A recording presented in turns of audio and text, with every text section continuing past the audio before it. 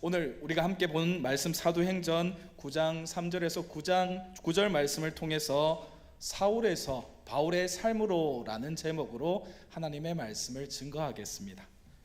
여러분, 우리가 아는 교회 있죠? 교회는 언제 시작되었을까요? 정확한 때와 시는 알 수가 없습니다. 우리 신약 성경에 보면 사도행전에 가서야 비로소 교회가 등장하죠. 우리가 초대교회라고 부르는 교회가 바로 그 교회입니다. 초대교회는 예수님의 제자들이 복음의 씨앗을 뿌리고 그 씨앗이 무럭무럭 자라서 열매가 맺어져 갔습니다. 하지만 열매가 맺어져 가는 그 과정은 순탄하지 않았습니다. 많은 유대인들, 그렇죠, 같은 민족이었던 그 유대인들의 방해가 가장 극심했습니다. 결국에는 스데반이라는 순교자가 발생하게 되고 그 순교자로 인해서 교회는 더욱더 박해가 심해지게 됩니다. 그런데 이상한 것은 이 스데반의 순교 이후에 교회는 침체되고 사라져버린 것이 아니라 오히려 예루살렘 교회라는 교회는 더욱더 말씀이 왕성해지고 제자의 수가 늘어났다는 것입니다. 그런데 그렇게 제자의 수가 늘어나고 교회가 왕성해지자 유대인들의 박해는 더욱더 심해지게 됩니다. 급기야 신앙의 자유를 위해서 예루살렘을 떠나서 이제는 흩어지는 디아스포라라는 그러한 사람들이 생겨나게 되었습니다. 그래서 교회들이 유대 땅을 벗어나서 다른 나라들에게 세워지고 복음이 점점 유대 안에만 머물러지는 것이 아니라 확장되게 되는 그러한 일들이 생겨나게 되었습니다. 이 사실을 유대인들도 알게 되었겠죠. 그렇다면 유대인들은 어떻게 했을까요? 유대 나라를 떠났으니 이제 자신들의 손밖에 멀어졌기 때문에 그만 박해를 멈추었을까요? 그런데 지금 생각해보면 이 유대인들 참 대단한 것 같습니다. 외국에까지, 자신들의 나라를 넘어서 외국에까지 사람들을 보내서 예수 믿는 사람들을 잡으러 다니기 시작했습니다. 이러한 역사적인 배경을 중심으로 오늘 본문에 등장하는 한 사람이 있습니다. 바로 사울, 우리가 너무나 잘 알고 있는 바울의 옛 이름이죠. 이 사울이라는 사람이 등장합니다. 여러분, 사울은 누구일까요?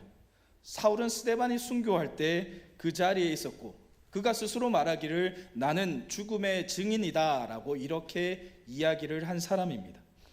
그는 너무나 열정적이었죠. 무엇보다 하나님의 일에 최선을 다하는, 자신의 전부를 걸었던 사람이 바로 사울이었습니다. 그는 세상 누구보다 떳떳하다고 그리고 정직하다고 자부했습니다. 하나님의 일에 그는 자신의 모든 것을 걸었다라고 열심으로 종교적인 자부심을 가지고 있던 사람이 바로 사울이었습니다. 사울은 아주 좋은 배경을 가진 집안에서 태어났습니다. 그리고 학문적으로도 아주 많은 공부를 한 사람이었죠. 종교적으로는 열심을 가진 바리새인이었으며 율법에도 통달한 사람이었습니다. 그리고 사회적으로는 로마 시민권을 가진 아주 자랑할 것이 많았던, 말 그대로 옛말에 이런 말 있죠. 엄친아라고 들어보셨나요? 엄마 친구 아들. 네, 보통 그렇게 이야기하죠. 야, 엄마 친구 아들이 있는데 말이야, 얘는 이것도 잘하고 저것도 잘해. 야, 너하고 비교가 되잖아. 이렇게 해서 엄친아라고 불렸는데 말 그대로 이때 당시에 엄친아가 바로 사울이었습니다. 못하는 게 없을, 정말로 자랑할 것이 너무나 많은 사람이 바로 사울이었죠. 그 정도로 사울은 세상에서 인정받던, 어느 것 하나 빠지지 않았던 그러한 사람이었습니다. 그래서 사울은 너무나 잘하는 게 많아서 당당하였습니다. 그리고 교만하였습니다. 그래서 사울은 어쩌면 자신의 이러한 배경 때문에 스데반의 죽음에 스스로 나는 그 죽음의 증인이야 라고 이렇게 자처했는지도 모르겠습니다. 그런데 이러한 사울에게 아주 놀라운 사건이 일어납니다. 바로 사울이 예수님을 만난 사건이었죠. 이 사건이 그의 인생을 완벽하게 변화시키게 됩니다. 여러분, 우리도 똑같이 매일매일 사람들을 만나죠.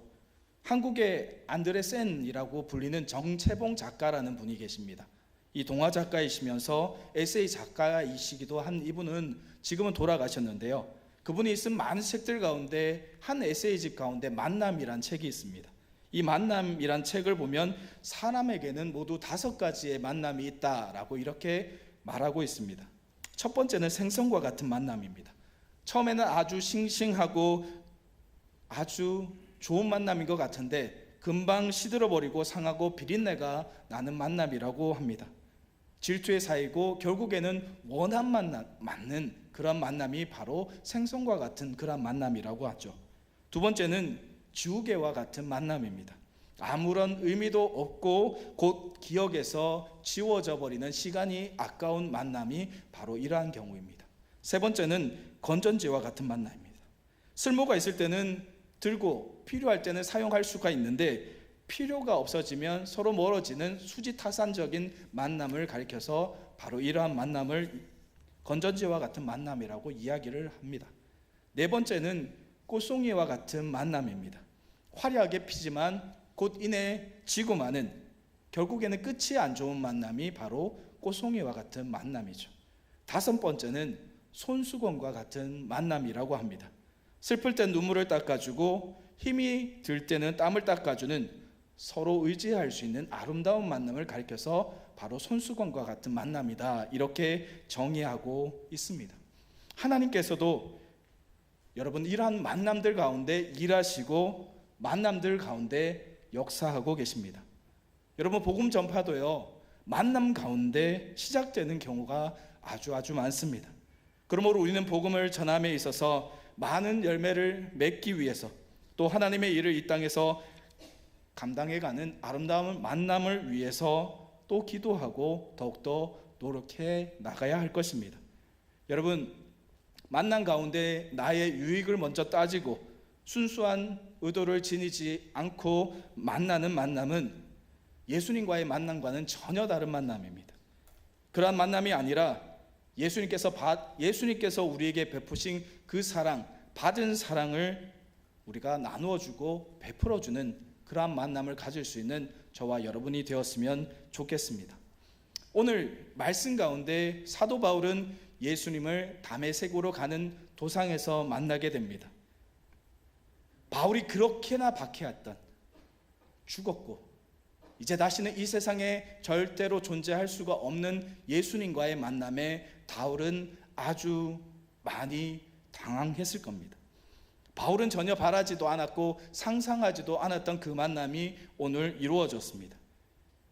여러분, 이것은 바울의 입장에서 한번 생각해 보면 너무나 난감한 상황이죠. 절대로 일어날 수 없는 그 예수님과의 만남, 바로 자신이 직접 만나게 된 상황이었습니다. 지금까지 예수님의 부활을 믿지 않았고 예수는 죽었고 예수님의 부활을 외치는 제자들의 그 목소리는 모두 거짓이다 라고 이렇게 생각했던 자신의 신념이 무너져 내리는 순간이었습니다. 그런데 놀라운 사건은 이것이 바로 크고 놀라우신 하나님의 은혜의 사건이라는 것입니다. 왜냐하면 이 만남을 통해서 비로소 바울은 어긋난 길에서 바른 길로, 영적인 소경에서 눈을 뜨고 이제는 비로소 빛이 어디인지 보게 되는 그러한 삶을 살아갈 수 있게 되었기 때문에 자신의 삶의 방향이 이 만남을 통해서 180도 변하게 되는 놀라운 계기가 되었기 때문에 이것은 바로 하나님의 은혜의 사건이다 라고 말할 수가 있는 것입니다. 여러분 한번 곰곰이 한번 생각해 볼까요? 만약에 바울이 이 다메섹 도상에서 만약에 예수님을 만나지 않았다면 바울의 인생은 어떻게 되었을까요? 바울의 인생은 여전히 예수님을 믿지 않는 자, 그리스도인을 핍박하는 자, 그 중에서도 가장 악명을 떨친 자로 역사에 어쩌면 길이 남았을 수도 있습니다. 예수님을 만약에 이때 당시 만나지 않았다면 그는 잘못된 길을 가면서도 자신의 그 길이 진정 옳은 길인 줄 알고 끝까지 그 길로 향해 나아갔을 것입니다. 참 안타까운 길이죠. 자신이 가려가는 그 길이 진리의 길이 아니라 사망의 길이라는 것을 자신은 모르고 열정을 다해서 달려간다면 얼마나 아까운 일일까요? 우리도 마찬가지 아닐까요? 예수님이 없는 길, 우리는 우리가 가는 그 길이 맞다라고 생각하고 열심히 달려갔는데 결국 그 꼭 가까이 가보니 여기가 아니네? 라는 이러한 상황이 펼쳐진다면 얼마나 안타까울까요? 좋습니다. 1년, 2년 그렇게 달려갈 수가 있겠죠. 그런데 내 청춘을 모두 다 바쳐서 내 인생 전부를 걸고서 달려갔던 그 길이 만약에 거짓된 길인 줄 끝에 가서야 알게 되었다면 얼마나 당황스럽고 얼마나 내 인생이 아까울까요? 그런데 그런 와중에 사울은 예수님을 만나게 되고 자신이 진정 달려가야 할 길이 어디인지 비로소 알게 됩니다. 참 다시 생각해 보아도 이것이 바로 하나님의 은혜가 아닌가라는 생각을 하게 됩니다. 여러분들에게도 오늘 말씀에 사울과 같이 예수님을 참으로 만나는 은혜가 있기를 주님의 이름으로 축복합니다. 그래서 지금까지 내가 살아오는 내 삶의 여정이 어떠한 길로 가고 있었는지, 그리고 이제 내가 가야 하는 길은 어느 길인지 이것을 바로 알게 되면서 더욱더 열심을 다해서 주님께서 가르쳐 주신 옳은 길, 진리의 길로 나아가는 저와 여러분 될 수 있기를 주님의 이름으로 소망합니다. 한 가지 예화를 들려드릴까요? 인도의 한 어느 지방에서 일어난 일입니다. 4사람의 상인이 똑같이 돈을 투자해서 많은 목화를 구입해서 아주 큰 창고에 그 목화를 가득 실어 넣었습니다. 그런데 그 창고에 유독 쥐가 많았나 봅니다. 쥐가 너무 많아서 창고에 있던 목화를 조금씩 갉아먹기 시작한 것이었습니다. 그래서 그들은 고양이 한 마리를 사게 되는데, 고양이 한 마리를 사놓되 고양이 값을 한 사람이 내는 것이 아니라 4사람이 4등분해서 고양이 한 마리를 사게 됐습니다. 그래서 고양이 다리 한 짝씩을 맞게 되었다고 해요. 이 이야기 들으니까 참 우습더라고요. 저도 왜 고양이 네 쪽 다리를 한 사람씩 맡았는지, 아이고 고양이 값이 그렇게 아까웠는지 모르겠는데 참 희한하죠. 아무튼 이 고양이는 쥐를 잘 지켰습니다. 목화를 잘 지켰는데 어느 날 고양이가 한쪽 다리를 다치게 되었어요. 오른쪽 다리를 다쳤는데 이 앞에 있는 오른쪽 다리를 담당한 사람이 고양이를 치료해주고 거기다가 기름을 묻힌 이렇게 붕대를 감아 놓았다고 합니다. 그런데 하필이면 이 고양이가 난로에 너무 가까이 있는 바람에 불이 옮겨 붙어서 심하게 뛰다가 그 창고에 있는 목화 더미를 태우게 되어버렸습니다. 그래서 그 창고에 큰 불이 나게 됐죠.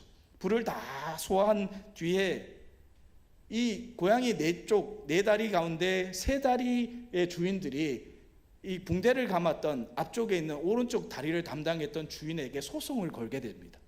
재판을 걸었습니다. 그 다리에 불이 붙었고 그것 때문에 이 창고에 불이 옮겨 붙어서 목화가 상하게 되었으니 배상해 주세요라고 이렇게 재판을 걸게 되었죠. 그래서 재판이 열렸고 재판 가운데 재판장이 이렇게 판결하게 되었다고 합니다. 붕대를 감은 다리에 불이 붙었을 때 나머지 3다리가 움직였기 때문에 목화 더미로 불이 옮겨 붙었다. 그래서 붕대를 감은 다리의 주인 말고 나머지 3다리의 주인이 불에 탄 목화를 배상해야 한다. 꽝꽝꽝. 여러분, 이 이야기는 다른 사람의 환경이나 입장을 생각하지 않고 함부로 그 사람의 마음을 마음대로 판단하지 말아라 라는 그러한 뜻이 있습니다. 내가 상대의 입장이 되어 생각한다면 그 사람은 각자 잘못한 이유나 그리고 용서받지 못할 대상이 없다라는 것이죠. 여러분, 지금 사울이에요. 사울은 어떻게 보면 그리스도인 입장에서는 용서할 수가 없는 일을 한 사람이에요. 그런데 그 용서할 수 없는, 쉽게 말하면 우리 예수님을 믿는 사람은 사울을 용서할 수 없는 입장에 있는 사람인데 예수님께서 그런 사울을 만나 주신 거죠. 베드로전서 3장 9절 말씀을 보면 이렇게 되어 있습니다. 베드로전서 3장 9절 말씀인데요, 함께 한 목소리로 읽어볼까요? 시작. 악을 악으로 욕을 욕으로 갚지 말고 도리어 복을 빌라. 이를 위하여 너희가 부르심을 받았으니 이는 복을 이어받게 하려 하심이라. 아멘. 그렇죠. 예수님께서는 분명한 목적이 있으셨습니다. 그래서 다메섹 도상에서 그 악을 행하는 사울을 만나 주셨습니다. 그런데 예수님을 만나고 완전히 그냥 바뀌는 상황들이 벌어지는데 오늘 말씀에 보니까 사울이 예수님을 만난 이후에 눈이 벌어버립니다. 아무것도 보이지 않습니다.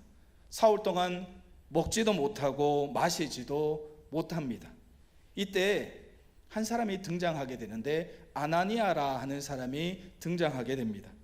아나니아는 사도행전 9장에 사울의 회심 사건에 잠시 등장하는 조연의 역할입니다. 이 사람은 초대교회에 집을 팔아서 목숨을 잃은 그 아나니아와 삽비라의 그 아나니아는 아닙니다. 하지만 그는 교회의 핍박자였던 사울이 인류 역사상 최초의 이방인 선교사로 바울로 거듭나도록 문을 열어준 인물입니다. 아주 중요한 사람이죠. 사울이 시력을 잃고 어둠 속에 헤매고 있을 때 주님은 그분의 뜻을 전달할 사람을 찾고 아나니아를 부릅니다. 사도행전 9장 11절 말씀에 보면 이렇게 되어 있습니다. 제가 읽어드리겠습니다. 주께서 이르시되 일어나 직가라 하는 거리로 가서 유다의 집에서 다소 사람 사울이라 하는 사람을 찾으라. 그가 기도하는 중이니라. 아멘. 그런데 여러분, 아나니아의 입장에서는 이 주님의 말씀이 순종하기 쉬운 말씀이었을까요? 순종하기 어려운 말씀이었을까요? 여간 쉬운 말씀이 아니죠. 어렵죠. 왜냐하면 이 사울이라는 이 사람은 자신의 친구, 가족, 동역자들을 잡는 사람, 괴롭히는 사람, 죽이게 되는 그러한 일을 감당했던 사람이 바로 사울이었기 때문이죠. 어떻게 보면 그리스도인 입장에서는 절대 용서할 수가 없는 그러한 사람이 바로 사울이었습니다. 말은 쉽죠. 말은 주님의 말씀에 예, 아멘 하고 가서 그에게 안수기도 해주고 주님의 말씀을 전할 수 있겠죠. 하지만 그 입장이 되어 본다면 사실은 여간 쉬운 일이 아닙니다. 그래서 처음에 아나니아도 주님께 항변합니다. 하지만 그런 아나니아에게 사울은 바로 내가 택한 그릇이다 라는 그 말씀을 듣는 순간 아나니아는 주님의 말씀에 결국 자신의 기준과 자신의 생각을 다 내려놓게 됩니다. 여기에서 아나니아의 주님의 말씀에 대한 순종, 그의 용서의 마음에 놀라운 역사가 일어나게 되었습니다. 사울은 아나니아의 안수와 그리고 말씀에 눈에 있던 것이 비늘처럼 벗겨지고 이제 다시 볼 수 있게 되었습니다. 사랑하는 여러분, 어쩌면 우리도 사울과 비슷한 존재였을 수도 있습니다. 나는 예수님을 핍박한 사람은 아니었어 라고 생각하실 수 있겠지만 우리는 어쩌면 사울과 비슷한 길을 걸어갔을 수도 있습니다. 주님의 길이 아니라 내 스스로 내가 생각한 주님의 길이 아닌 그 반대의 방향으로 걸어가고 있던 사람이 바로 우리였는데, 죄 가운데 살아가고 있는 우리를 주님은 결코 얼굴을 돌리시지 않은 채 나를 위해서 십자가를 대신 지셨기 때문이죠.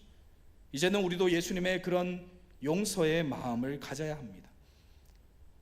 그런데 여러분, 이 용서의 마음을 가지는 것 쉬운 일일까요? 안 쉽죠. 우리는 늘 주기도문을 암송합니다. 내 죄를 사해 주신 것처럼 나도 다른 이의 죄를 사하여 주기를 원한다라고 이야기를 하는데 그렇지 않더라고요. 우리는 다른 사람의 이 작은 허물조차 용서하지 못하는 마음을 가질 때가 너무나 많습니다. 여러분, 우리는 똑같이 예수님께 깊은 관심과 용서를 받은 사람이에요. 예수님께 많은 것을 용서받은 사람이 바로 우리라는 겁니다. 우리 스스로 떳떳한 사람은 단 한 사람도 없습니다. 우리가 죄인이었기 때문에 예수님께서 우리를 대신해서 십자가에서 피 흘려 죽으셨잖아요. 그렇다면 우리도 용서할 수 없다면 용서하기 위해 노력하고 기도하고 예수님을 따라 살려고 하는 마음을 가져야 하는 것이 맞습니다. 우리도 아나니아처럼 주님의 말씀에 순종과 용서의 마음을 가져야 합니다. 사랑하는 여러분, 저와 여러분들이 주님의 사랑과 용서와 위로의 마음을 가질 수 있기를 축복합니다. 여러분, 사울은요, 지금까지는 세상 중심의 삶을 살았습니다. 그런데 이 주님을 만나는 이 사건으로 말미암아서 그의 세상 중심의 삶이 예수님의 중심의 삶으로 180도 변하게 되었습니다. 이제 사울은 지금까지 죽을 힘을 다해서 노력하고 또 이루었던, 자신이 지금까지 쌓아왔던 모든 것들을 배설물로 다 버렸다라고 이렇게 고백하고 있습니다. 이제는 예수님의 사람으로 성교와 순교를 두려워하지 않는 사람으로 완벽하게 변하게 됩니다. 박해했던 자가 예수님의 말씀에 순종하며 예수님의 말씀 따라가는 삶으로 변하게 되었습니다. 여러분, 사울이요 나중에 바울로 이름이 바뀌게 되죠. 바울 되었을 때 로마에 사는 그리스도인에게 쓴 편지인 로마서에 이런 내용이 나옵니다. 로마서 10장 2절에서 3절 말씀인데요, 제가 한번 읽어드리도록 하겠습니다. 내가 증언하노니 그들이 하나님께 열심히 있으나 올바른 지식을 따른 것이 아니니라. 하나님의 의를 모르고 자기 의를 세우려 힘써 하나님의 의에 복종하지 아니하였느니라. 아멘. 여러분, 많은 그리스도인들이 이와 같은 것 같습니다. 하나님을 믿습니다. 하지만 실상은 하나님을 믿지 않는 것 같습니다. 하나님을 믿습니다 라고 우리가 고백하지만 실상은 하나님의 뜻을 따르는 것이 아니라 내 생각이 우선하였고 하나님이 아닌 자신의 의를 세우는 것을 먼저 하였던 것 같습니다. 이것을 바울이 이 로마서의 말씀을 통해서 꼬집어 이야기하고 있는 거죠. 여러분, 이전까지는 사울은 자신의 능력을 자랑하였습니다. 가진 것을 자랑하였습니다. 지금까지 수고하고 노력하고 이룬 것들을 자랑하는 것이 바로 사울이었습니다. 세상 사람들로부터 부러워할 수 있는 것들을 자신이 가졌기 때문에 엄친하라 그랬잖아요. 하지 못하는 일, 자기가 노력하면 이루지 못하는 일이 없었기 때문에 그것들을 이루어 놓은 것들을 그는 너무나 자랑스럽게 생각하고 그래서 교만하였죠. 그런데 자신을 가진 것을 자랑하던 이 사울이 이제는 자신이 없는 것을 자랑하기 시작했습니다.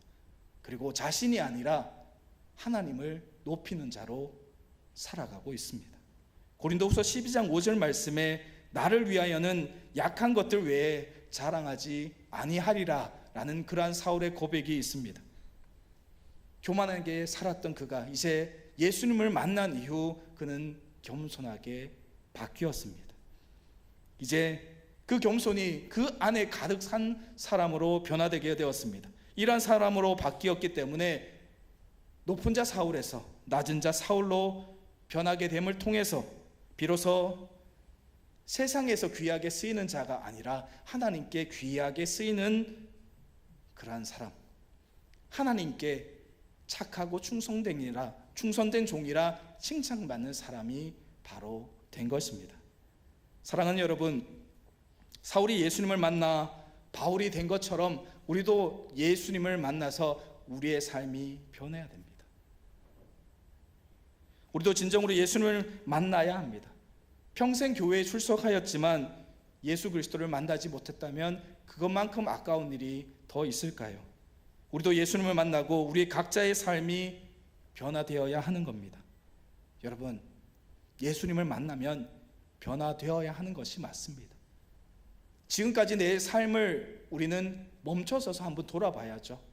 내가 지금 올바른 방향으로 가고 있는지 아니면 잘못된 방향으로 가고 있는지는 사실은 아무도 모릅니다. 그런데요, 여러분, 내가 잠시 한번 멈춰서서 내 뒤를 돌아봤을 때 내가 걸어온 길의 방향들이 보이기 시작하게 될 것입니다. 내가 진정으로 주님을 만났다면 내가 앞으로 걸어가야 되는 길이 무슨 방향인지도 우리는 알 수 있습니다. 그런데 알면서 실천하지 못하면 그거는 주님을 만나지 못한 것과 별반 차이가 없는 거죠. 우리가 주님을 진정으로 만났다면 우리는 복음을 전하다가 핍박을 받아도 우리는 기뻐할 수 있습니다. 우리가 예수님의 복음을 전하다가 자존심을 상해도 우리는 기뻐할 수 있습니다. 예수님이 나와 함께 살아계심을 우리가 믿기 때문에 우리는 예수님으로 인해서 당하는 그 아픔과 고난을 우리는 충분히 견뎌 나갈 수가 있게 되는 것이죠. 여러분, 우리가 주님을 만나면 무엇이 달라질까요? 주님을 진정으로 만나게 되면 지금까지 내가 살아온 방향이 어떤 것인지, 그리고 내가 어디로 갈지 몰라 방황하던 내가 어찌 믿음 생활해야 되는지, 어찌 살아가야 하는지 그것을 보게 되고 알게 될 것입니다. 여기서 우리가 생각해 보아야 할 아주 중요한 한 가지가 있는데요, 그것은 바로 이제 주님을 만났다면 결단하고 걸음을 옮기는 것이 중요합니다. 내가 그 자리에 가만히 서서 그저 주님을 만났습니다 하고 고백하고 내 입술로만 고백하고 말아버리면 아무 소용이 없지 않을까요? 지금까지 다른 것에 귀를 열었고 다른 것을 바라보고 다른 것을 마음에 두었다면 이제는 여러분 주님의 말씀에 정말 온전하게 귀를 열고 눈을 뜨고 마음을 열어서 나의 하나님께서 나를 통해 이루시고자 하는 것이 무엇인지 그 주님을 만났다면 주님의 말씀 따라 움직여 봐야죠. 사랑하는 여러분, 신앙은요 결심하고 다짐하고 끝, 이게 아니잖아요. 기가 막힌 진리의 말씀을 들었어요. 정말 은혜스러운 말씀을 우리가 너무나 잘 들었어요. 들었으니까 끝, 이게 아니잖아요. 여러분, 이게 신앙이 아니라는 겁니다. 우리의 삶에서 진정 들은 그 말씀을 결단한 것이 내 삶에 실제적으로 나타나고 내가 실제적으로 내 발을 움직여서 걸어갈 때 그것이 바로 실천하는 신앙이 되고 그것이 바로 진짜 신앙이 되는 거예요. 내가 이 자리에 그대로 머물러 있으면 아무런 소용이 없죠. 결국 내가 발을 띄워야 한다는 겁니다. 상상으로 끝나는 신앙은 아무 소용이 없습니다. 행동하지 않으면 여러분 없는 것과 매한가지죠. 사울은 예수님을 만났습니다. 그리고 이제 사울이 아니라 바울이 되는 180도 지금까지 쌓아왔던, 가져왔던, 노력했던, 자신이 이루어왔던 모든 것을 그저 다 버렸어요. 배설물로 여겼다고 했죠. 배설물 다시 담나요? 아이고 아까워, 주머니에 담을 수 있을까요? 그런 사람은 없잖아요. 아예 버렸다면 다시 쳐다보지도 않고 냄새도 맡지 않고 그 가까이 가지 않는 것이 그 모습입니다. 우리도 마찬가지 아닌가요? 예수님을 만났다면 지금까지의 내 모습은 아예 싹 바뀌어야죠. 완벽하게 바뀔 수가 없다면 바뀌기 위해서 결단하고 노력해야 하는 것이 필요합니다. 생각이 몸으로 표현되기까지, 내 삶으로 실현되기까지 얼마나 많은 노력이 필요할까요? 많은 노력이 필요합니다. 쉽지 않습니다. 어렵습니다. 네, 우리가 이렇게 사울에서 바울이 된 것처럼 살아갑시다라고 말씀을 드리지만 이렇게 되기 정말 쉽지 않죠. 정말 어려운 일이죠. 하지만 하나님께서는 네가 이렇게 해, 완벽한 걸 요구하시지 않잖아요. 우리 마음의 중심을 보시잖아요. 너의 마음의 중심이 어디에 있고 너가 어떻게 살아가기 위해서 노력하는지가 하나님, 그것이 하나님께서 보시고자 하는 모습이잖아요. 사랑하는 여러분, 포기하지 마시기 바랍니다. 하나님께서 기뻐하신 일이, 나를 통해 보시고자 하시는 일이 뭔지 알았다면 수고하고 노력하는 자가 될 수 있기를 축복합니다. 여러분, 저와 여러분들의 신앙이 듣고 깨닫는 것으로만 끝나는 것이 아니라 내 삶에 직접적으로 나타나는 신앙이 될 수 있기를 원합니다. 그래서 내 삶의 모습이 조금이라도, 단 한 걸음이라도 옮겨져서 하나님께서 원하시는 방향으로 나아갈 때 하나님께서는 나에게 힘과 능력을 더해 주셔서 더 큰 걸음으로, 더 큰 은혜로 채워주실 줄 믿습니다. 내가 능력이 없다 하여도 내가 한 걸음을 내딛는 순간 하나님께서 내 발에 힘을 더하여 주셔서 내가 주님의 사도가 되는 그러한 능력을 가질 수 있도록 힘을 더하여 주실 줄 믿습니다. 고 한경직 목사님께서 이 나라 교회와 목사님들을 위해서 유언과 같은 말씀을 하신 적이 있습니다. 한경직 목사님의 다큐멘터리를 볼 때 이 말씀이 제 마음에 꽉 와닿았어요. 그 말씀은 아주 간단합니다. 목사님들, 예수 잘 믿으세요, 이 말이었어요. 여러분, 우리도 마찬가지 아닌가요? 예수 잘 믿어야 됩니다. 믿는 거 중요하죠. 하지만 대충 말고요, 잘 믿었으면 좋겠습니다. 믿는데 마이너스가 되면 안 되잖아요. 믿고 플러스가 되어야 하지 않을까요? 우리가 열심히 신앙생활을 하는 이유도 더 큰 믿음으로 나아가기 위해서가 아닐까요? 우리가 열심히 예배드리고 지금 이렇게 비가 많이 오는 순간에도 가정이 아니라 이렇게 예배 현장에 나와서 하나님의 말씀 듣고 우리가 기도하고 찬양하는 이유, 더 큰 믿음으로 나아가기 위해서잖아요. 그렇다면 여러분, 우리가 하나님의 말씀을 들었다면 우리의 입술에서 찬송이 흘러나오기를 소망하면서 나아가기를 축복합니다. 원망 불평 하지는 말라고는 못하겠어요. 하실 수도 있잖아요. 그렇죠? 사람이라서. 그런데 줄일 수 있기를 축복합니다. 줄여 나가야 돼요. 그러면서 원망이 나오고 불평이 나오고 걱정이 나올 때마다 아 그래 맞아, 내가 예수 믿는 사람인데 그 원망을 줄이기 위해서 주님, 제 입술에서 원망이 나옵니다. 불평이 나옵니다. 그럴 때 더욱더 기도할 수 있는 우리가 되었으면 좋겠습니다. 여러분, 우리가 진정 사울의 길을 걷고 있는지 아니면 바울의 길을 가고 있는지 한번 멈춰서서 나를 한번 돌아보시기 바랍니다. 다른 사람 보지 마시고요, 나를 돌아보셔야 돼요. 다른 사람 신앙으로 내가 천국 가는 거 아니잖아요. 내 믿음으로 천국 가는 거잖아요.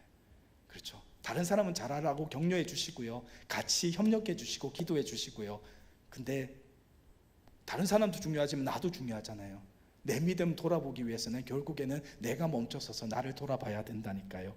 사랑하는 여러분, 진정으로 예수님을 만나시기를 축복합니다. 그래서 우리도 사울이 바울이 된 것처럼 생각이 변하고 행동이 변하고 삶이 변하기를 소망합니다. 여러분, 사울이 바울이 된 기적이 오늘 여기 계신 저와 여러분들에게 모두 임하기를 축복합니다. 여러분, 지금까지 우리가 세상에서 자랑거리로 삼았던 것 얼마나 많아요. 우리 가족을 자랑거리로 삼았고, 내가 가진 것을 자랑거리로 삼았고, 내가 수고한 것들을 자랑거리로 삼았잖아요. 여러분, 이제 오직 예수님을 만나시고 바울과 같이 그것들이 아니라 예수님이 나의 자랑거리가 될 수 있기를 주님의 이름으로 축복합니다. 마지막 말씀 한 절만 보겠습니다. 갈라디아서 2장 20절 말씀인데요, 화면에 띄워주실 거예요. 우리 함께 화면 보고 함께 읽도록 하겠습니다. 시작. 내가 그리스도와 함께 십자가에 못 박혔나니 그런즉 이제는 내가 사는 것이 아니요 오직 내 안에 그리스도께서 사시는 것이라. 이제 내가 육체 가운데 사는 것은 나를 사랑하사 나를 위하여 자기 자신을 버리신 하나님의 아들을 믿는 믿음 안에서 사는 것이라. 아멘. 할렐루야. 우리 모두가 바로 이 사울의 고백, 이 바울의 고백처럼 진정으로 내 안에 살아계신 예수 그리스도를 믿는 믿음으로 살아갈 수 있기를 주님의 이름으로 축복합니다. 우리의 삶이 나를 자랑하는 것이 아니라 내 안에 살아 역사하시는, 나를 움직이시는 그 힘, 능력 안에 있는 우리 하나님, 우리 주님, 우리 성령님과 함께 하셔서 내 삶이 항상 기쁘고 행복한, 그래서 내 입술에서 항상 찬송이 넘쳐나는 그러한 삶을 통해서 늘 하나님께 한 발 한 발 더 가까이 갈 수 있는 그러한 믿음을 가질 수 있기를 주님의 이름으로 축복합니다. 우리 함께 기도하시겠습니다.